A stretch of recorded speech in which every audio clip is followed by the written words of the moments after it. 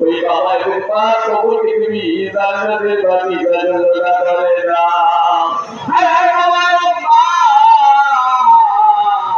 যা চাইলে আমার ঘর জমিয়ে দিতে হবে আল্লাহ। মা একটা অক্ষরে মা শব্দটা যতবার চিৎকার ডাকতে থাকি ততবার নতুন ভাবে সাপ চলে আসে। আরেকবার মা বলে নাকি সারা জীবনের আরামে হারাম করে দিয়ে বাবা কবরে চলে গেছে। মা সারা জীবনের আল্লাহ আজকে অন্ধকার জমি কবরে ঘুমিয়ে আছে। আমাদের বাবা বাকি ওষুধের কবরকে তুমি জান্নাত ঘোষণা করে দাও।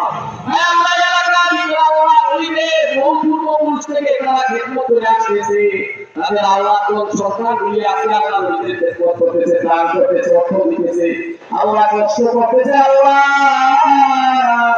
তোমার নবীর বংশ যারা পৃথিবী থেকে বিদায় হয়ে গেছে ওই কবর তুমি আল্লাহ তাদের কবরকে তুমি ঘোষণা করে দাও।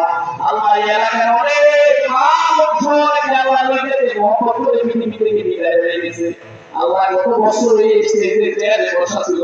আল্লাহ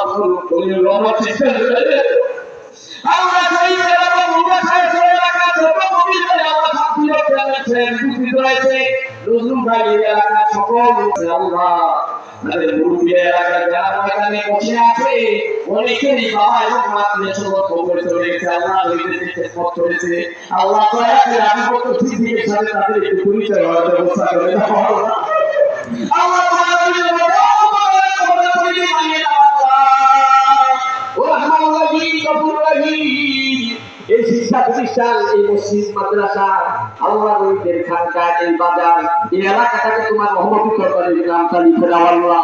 আল্লাহ নবীদেরকে যেমনি মাদ্রাসা সম্মান করে যার জীবন পানি করে কষ্ট করে যুবকগুলি এই মাহফিলের ইনজাম দিয়েছে, আল্লাহ তুমি তাদের কষ্ট কবুল করে দুনিয়ার জীবনে কল্যাণ আখিরাতে নাজাতের উসিলা করে দিও আল্লাহ।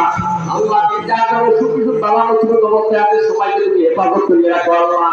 আল্লাহ বিভাগীয় কমিশনার অফিসের প্রশাসনিক কর্মকর্তা জহির ভাইয়ের আত্মা খুবই অসুস্থ, দোয়া চেয়েছে আল্লাহ নবীদের কাছে, আপনাদের কাছে আল্লাহ মেহেরবানি করে বাবাকে পরিপূর্ণ সুস্থ হওয়ার ব্যবস্থা করে দাও আল্লাহ। মহব্বতী তুমি কায়েম করে দাও আল্লাহ। সবাইকে দিন শরীয়ত আমল করে পাঁচ ওয়াক্ত নামাজি হওয়ার ব্যবস্থা করে দাও আল্লাহ।